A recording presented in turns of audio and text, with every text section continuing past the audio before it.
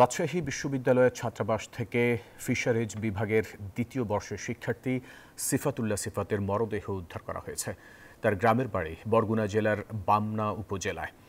শুক্রবার সন্ধ্যা 7:30টার দিকে বিশ্ববিদ্যালয়ের পার্শ্ববর্তী মেহেরচণ্ডী এলাকার তুহিন ছাত্রাবাস থেকে সিলিং ফ্যানের সাথে ঝুলন্ত অবস্থায় তার মরদেহ উদ্ধার করে বিশ্ববিদ্যালয় প্রশাসন ও পুলিশ।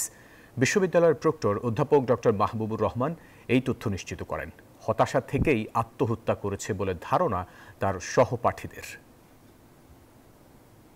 আমরা জানি না কি কারণে আত্মহত্যা করেছে, তবে এ পর্যন্ত যে সমস্ত কথাবার্তা আলামত বা যা কিছু আমরা বুঝতে পারছি যে হয়তোবা ও ডিপ্রেশন থেকেই মানসিকভাবে যে কোনোভাবে ভেঙে পড়েছে।